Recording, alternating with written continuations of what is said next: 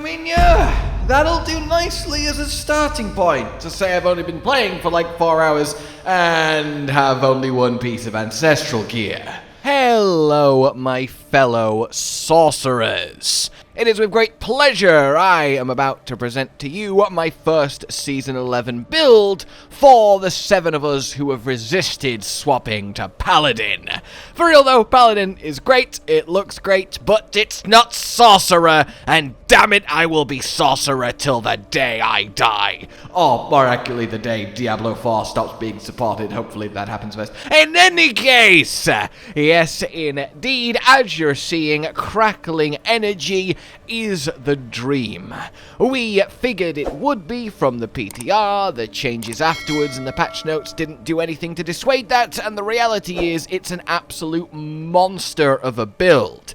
It's near impossible to die thanks to a couple clever little techs I'll be sharing with you. You hit like an absolute truck, one-shotting everything with very minimal gear, Paragon points, anything. It's kind of silly just how much power you get out of so little grinding time. And most importantly, mobility nerf? Teleport changes? What mobility nerf and teleport changes? Okay, obviously it's still a far cry away from attack, teleport, attack, teleport, attack, teleport, but having an on-bar teleport with essentially like less than a second cooldown coupled with enchantment teleport on top, you are still going to be absolutely flying, and premium speed farming class is us. Especially coupled with the fact that Crackling energy just automatically kills everything around you passively and you don't need to think. It's quite literally a 3-4 button build. You just teleport forward, mashing ball lightning, occasionally throwing out the lightning spear, and oh look, I've completed the bit. And indeed, as you're seeing right now, this is my unlock of Torment 4, and I really cannot stress enough. I have minimal Paragon points, I have not even got tempering on my gear, I only have a single masterworked and sanctified item, none of my aspect rolls or anything special, I'm still at rank 3 out of 21 conceited, and don't even get me started on my unique rolls. In any case, I could not be more on paper in a struggling state, and yet you're seeing the result. This is the build to switch to once you hit to Torment 1, and then absolutely smash your way to Torment 4, where you can start refining it into the ultra endgame version that I'll be bringing you as soon as possible as an update to this. But for now, it's fun, it's powerful, it's tanky, and it's fast. What more do you need? Certainly not a goddamn paladin. Honestly, I really am having a lot of fun, more than I expected to. I just wish I could have started playing when the season launched. For me, it was 5 in the morning, so what I was doing was sleeping, so I am a little bit further behind than I would like to be, but I refuse to let that stop me. For those of us that have stuck to Sorcerer, this is the way. And yeah, I really am enjoying Season 11. I think the systems are actually quite cool, I like the new progression, and it doesn't hurt that Crackling energy is top of the pile. Obviously for Sorcerer, but there is still every chance that it's going to end up that way just for the season as a whole, even in the face of Paladins. Though I'm sure some monstrously broken thing will be discovered with them a la Spiritborn, and they'll start hitting for quadrillions of damage. But at least right now, we're still in the running for build of the season, and I think that's pretty damn great. So without further ado then, let's start Season 11 off right with your entry, Crackling energy, and oh god, even just the boss damage, like it just absolutely deletes. I just love it. In any case, let's go. In a twist everyone saw coming, the skill tree is first, and we put a single point into either Arclash or Spark, specifically does need to be one of the shock skills, to move on with our lives and get to your cause. Here then, and look, I'll be honest, Crackling energy, because we just need a bajillion ranks of shock skills to power esadoras, it doesn't lend itself to the most creative of skill trees, but hey, it's also kind of pleasantly simple in that sense, and we can just get some easy power with a nice, clean, lean tree. In any case, we want 5 out of 5 in charged bolts, then we want to take it down to enhanced and then destructive. We will have unstable currents permanently up, which means we're permanently throwing out charged bolts, which means we're permanently reducing enemy damage by 25%, which is really, really good to, keep you alive in this new world of toughness.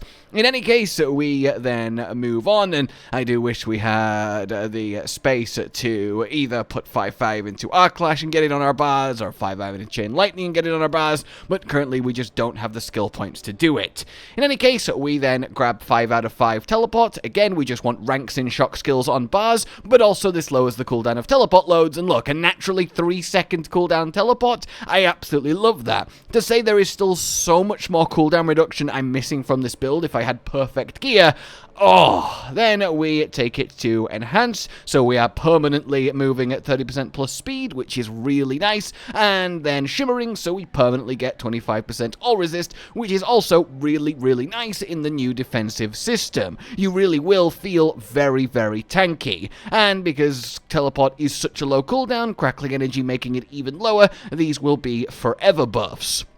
Then we grab Glass Cannon for the free damage that it provides. It's a nice hefty amount, and the increased damage taken doesn't matter, especially in the face of 40% multiplicative.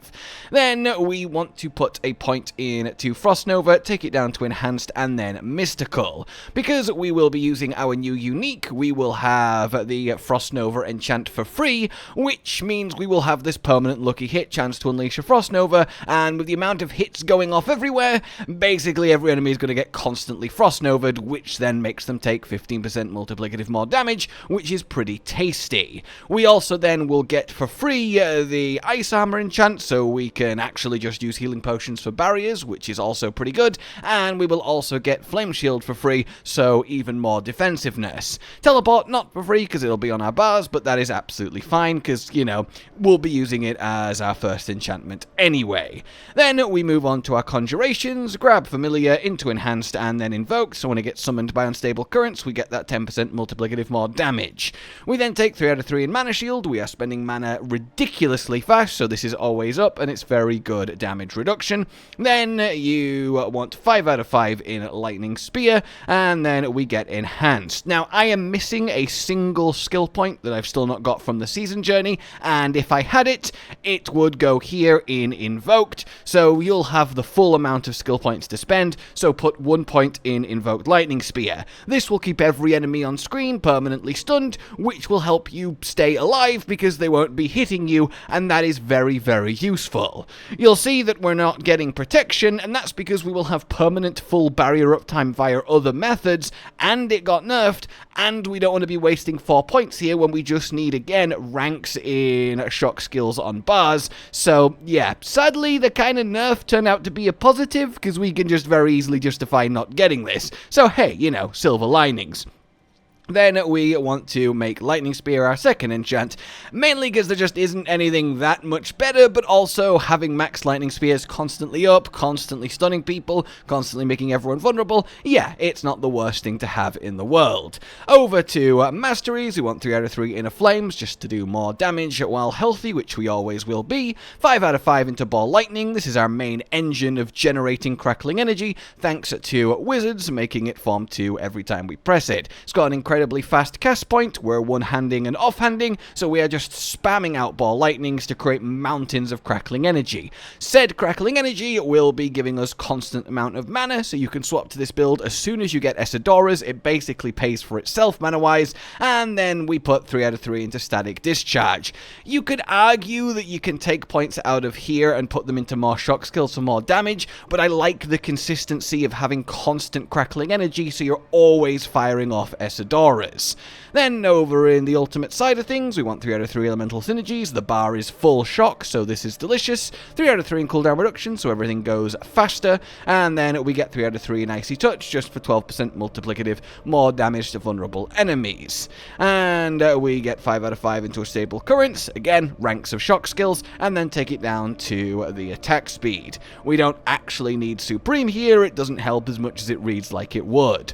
Then we grab ourselves Coursing Currents, just because it's technically better than 1 point in Conduction, and then we get 1 in Electrocution, bit of tankiness, but mainly we want Max Convulsions for that auto pickup of Crackling. Then for our key passive, obviously Overflowing Energy. The damage is ridiculous, but also the cooldown reduction is equally ridiculous, especially in this post-nerf teleport world, reducing it so low, giving us permanent unstable currents. This build just plays so fast. So that is your skill tree, and remember, you'll have 1 more skill point than I currently do if you fully unlock them all. Put it in Invoked Lightning Spear. Next up then, let's talk gear. And again, there's a lot of uniques that we just need, which give very little offensive aspect space, and Sorcerer has a very defined list of best defensive aspects, so this one kind of constructs itself. In any case, of course, we require Esadora's Overflowing Cameo. This is needed to swap to the build. It's the only thing needed to swap to the build, so grab it from Lord Zir and get to Crackling Energy. This is the first thing that you want to masterwork up and then sanctify, though I still need a much better one because I've only got 64% and I want that much closer to the 80. In any case, yes, get your esadoras. Then for your other uniques, you want Galvanic Azurite, of course. It's just more damage with Crackling Energy synergy and extra cooldown reduction. The whole thing is just brilliant. It's a nice little amp stick for the build. And then we want newly changed/buffed Raiment of the Infinite, as we will be constantly teleporting and then gaining a lot of damage reduction. Mine's only at 12%, which kinda sucks, and I really do need a better one, but this is brilliant. It gives us a lot more damage, it gives us a lot more survivability. Raiment really is back on the menu. And then we want our brand new unique in Orsivane. This thing is beautiful. We're getting 120% multiplicative more damage from it, as we don't have Ice Armor, Flame Shield, or indeed Frost Nova on the bar. We do have Teleport, but still it's a huge damage increase, and the actual affixes are great, and the ranks to cost skills obviously synergizes beautifully with esadoras. It's just really nice. Honestly, this existence is just even more synergistic with esadoras because, again, esadoras wants you to just have a full shock bar, so even if we could have Ice Armor or Flame Shield, we wouldn't want it because of esadoras. So we're just getting the enchants for free, the damage for doing something we do anyway. It really is a beautiful pairing, and is part of the reason that this is our build of the season. In any case, our final unique then is Temerity.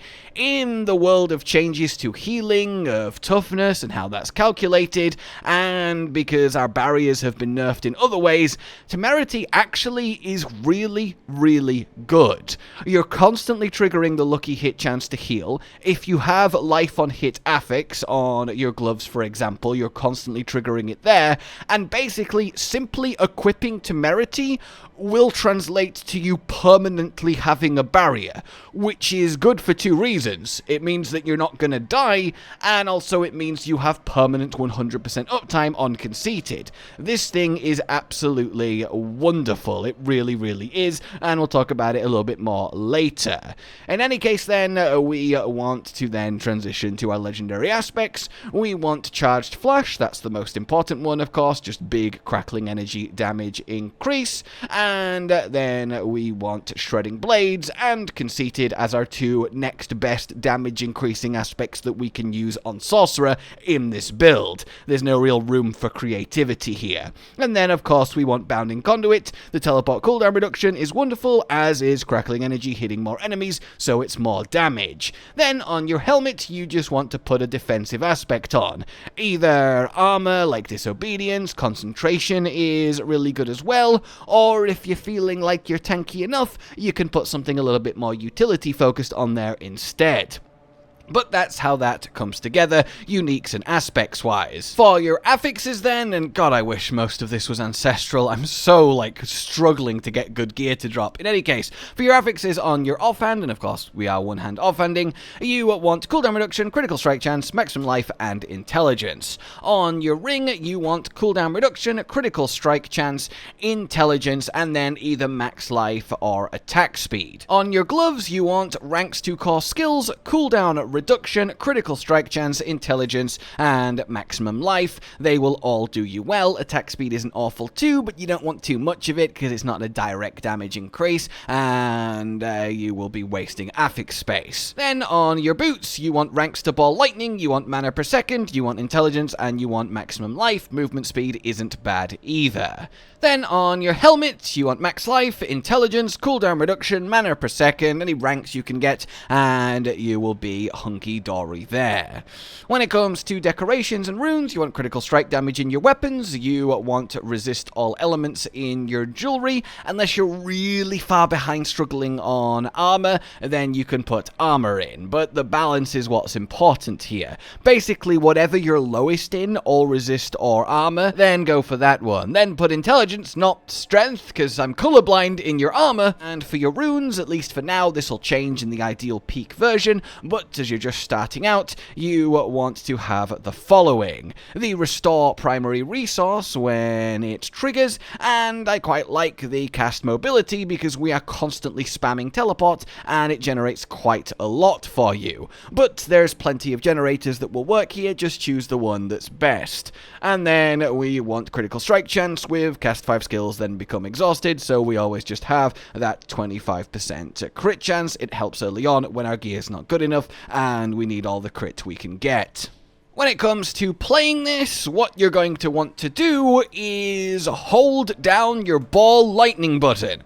Alright, once you've done that, you're already halfway there. Then, every time Unstable Currents is off cooldown, you're going to want to press Unstable Currents. Every time Lightning Spear is off cooldown, you're going to want to press Lightning Spear.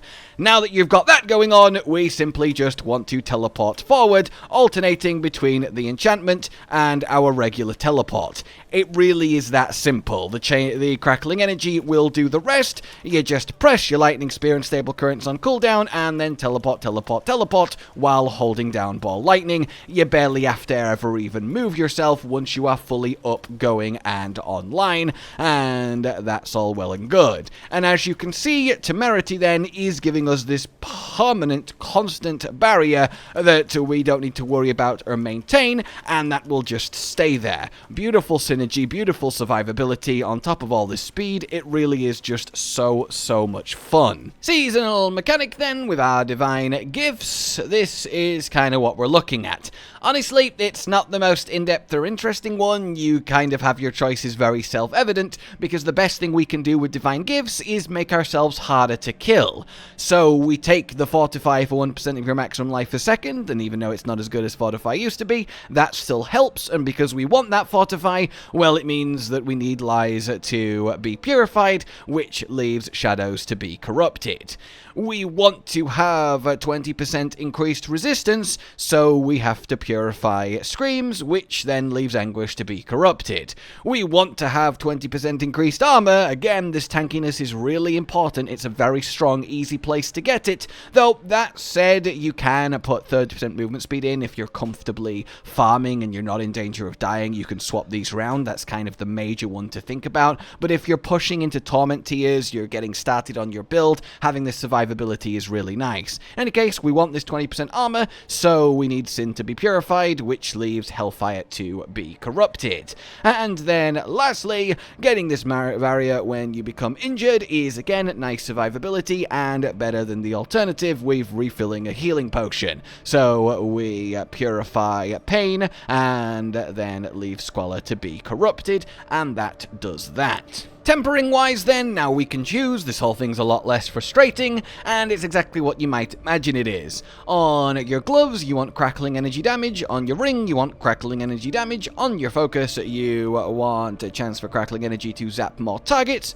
On your boots, you just want plain old movement speed, though you can choose really anything you like here, nothing is critical. And on your helmet, you want something defensive, whatever you most need. When I did this, it was armor, so that's why it's armor, but just something to help you stay alive. For masterworking then, obviously we're just upgrading quality and then giving it that final little bit of juice. You want to just choose ideally the most damaging increasing final hit. I of course got movement speed after picking up crackling energy, so yay! In any case, there's not a lot in depth here, just once you've got an item that you're happy with and you want to pour the resources in, get it to maximum quality and then go sanctify it. And when it comes to sanctification, obviously it's ultra ridiculously giga random. It's kind of unreasonable, especially for this Torment 1 to Torment 4 build, for me to be like, yeah, specifically aim for this, because you're done once you give it a go and you've got what you got. For example, here I got the extra aspect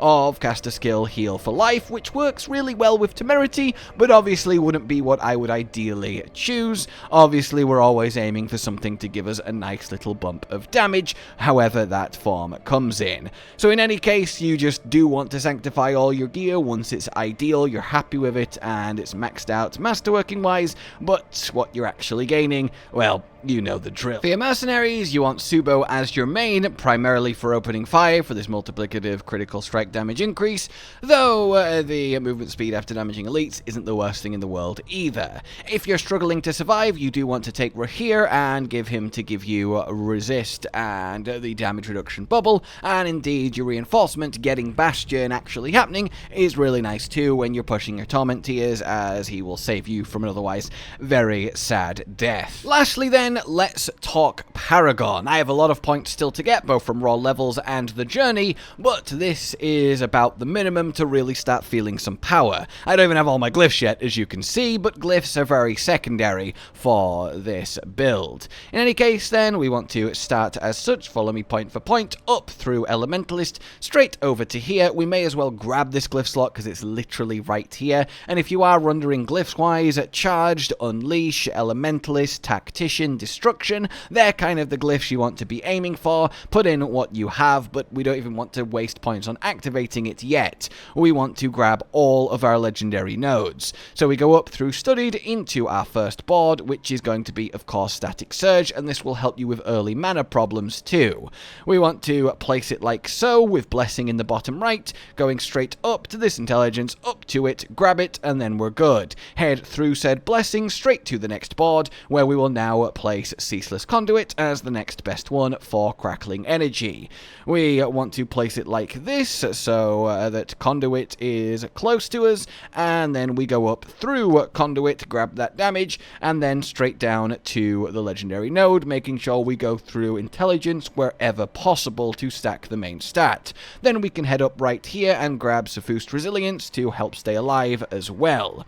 Then we want to head up straight to the gate, where we will now place Enchantment Master in the bottom right corner like so. Head up and right, and then we want to grab Blessing, as it's another nice little defensive increase, before heading straight to Enchantment Master. Then we continue up, grabbing Suffused Resilience, before entering the final board, which is going to be Frigid Fate, though this will be contributing the least until you really start pumping your element damage. In any case, we place it like this, with guarded right, and we go straight to guarded, and then continue on to the legendary node.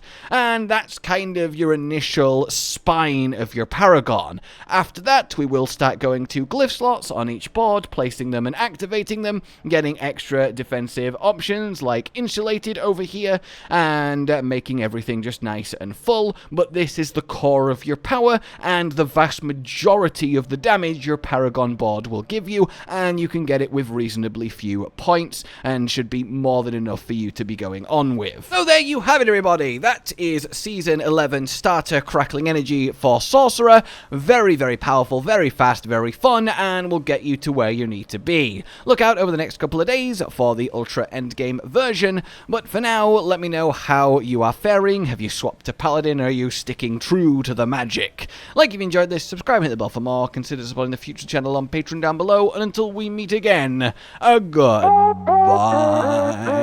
Josh, Cotton, and Hollow with the videos, dropping the humor like a hammer on your tippy toes, bringing entertainment on a daily arrangement to take our insanity and turn it into entertainment. Yes, I said entertainment twice, to reiterate that it is nice to look into your faces on a mostly daily basis when you let us in your homes to make the whole world a stage. Goodbye.